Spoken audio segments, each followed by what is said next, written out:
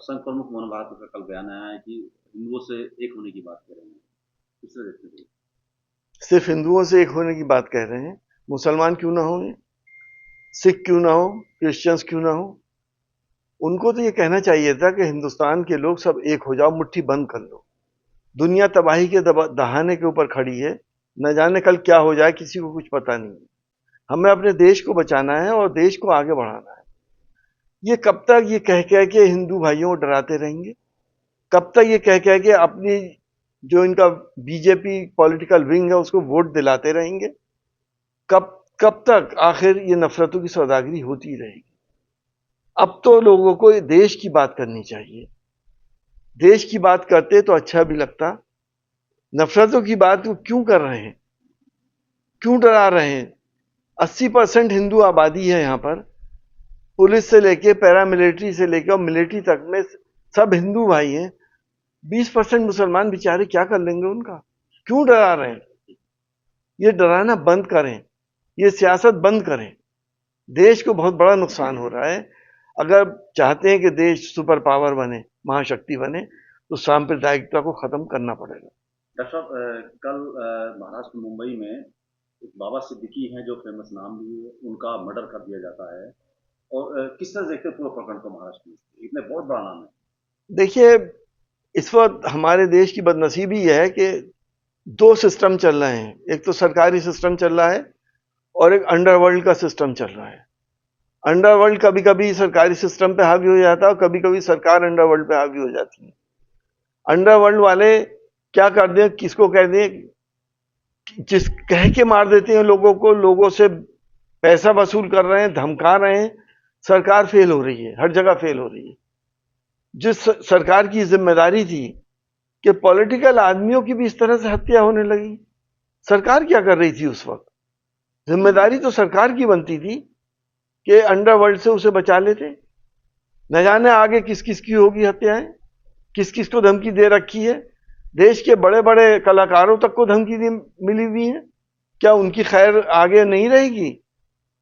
सरकार को अपना सेल्फ असेसमेंट करना चाहिए, चाहे वो सेंटर की हो या महाराष्ट्र की हो। जब तक सरकार मजबूती से बगैर डरे हुए इनके खिलाफ कार्रवाई नहीं करेगी, देश में कोई भी महफूज नहीं रहेगा। डॉक्टर साहब, अतीक हत्या हुई, उसके अंदर में लाला कृष्ण का नाम आया।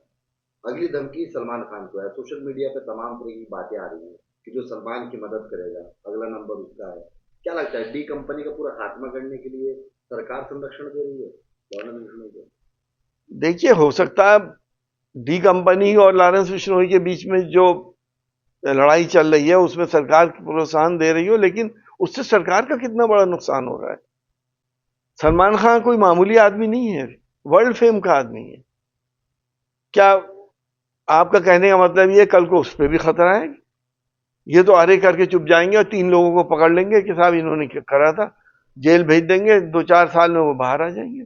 अगर लारेंस बिश्नोई को यूपी की जिस तरह मांग की जाती है, कहा जाता है कि मिट्टी मिलाने का काम किया जाएगा माफिया को, अगर इधर यूपी के अंदर भेजा जाए तो क्या लगता है, कानून व्यवस्था मजबूत नजर आएगी? भिजवाया जाए उसको इधर, ऐसा सरकार निर्णय ले?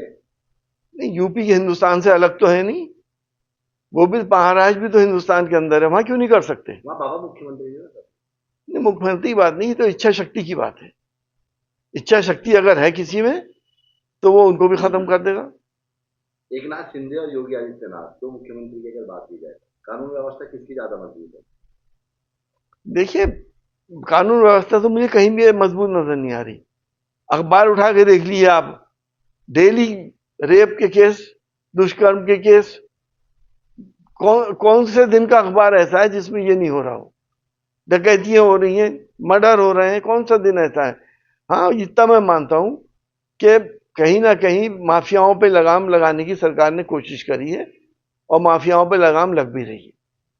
ऐसा एक सवाल ये, शिवपाल यादव का कल एक बयान आया था कि भाजपा सरकार जो महापुरुष है उन्हें नमन करने के लिए रोक रही थी। अब वो समाजवादी पार्टी को, राष्ट्रीय अध्यक्ष को भाजपा को हटाने के लिए क्रांति लानी चाहिए। वो कौन सी क्रांति है? देखिए, आपने देखा कि जयप्रकाश नारायण, भारत रत्न, जिसने इतनी बड़ी क्रांति लाए थे, वो इमरजेंसी के बाद हिंदुस्तान की पूरी तकदीर बदल दी थी। उसकी पुण्यतिथि के ऊपर अगर हमारे नेता अखिलेश यादव जी उन पर माला अर्पण करना चाहते थे, तो एक बार तो वो गेट कूद के अंदर गए, इस बार उनके घर के चारों तरफ बैरिकेडिंग कर दी। हमारी भाजपा सरकार को क्रांतिकारी और स्वतंत्रता सेनानियों से कोई लेना देना नहीं है। एक दिन आएगा, यह जो हालात हमें दिख रहे हैं कि ये गॉडसे के ऊपर मालाएं चढ़ाएंगे। इनकी विचारधारा बिल्कुल अलग है। शिवपाल यादव कौन सी क्रांति लाने की बात कर रहे हैं? क्रांति तो देशभक्तों के लिए जनता को खड़ा करना है, अपने स्वतंत्रता सेनानियों की इज्जत के लिए जनता को खड़ा करना है।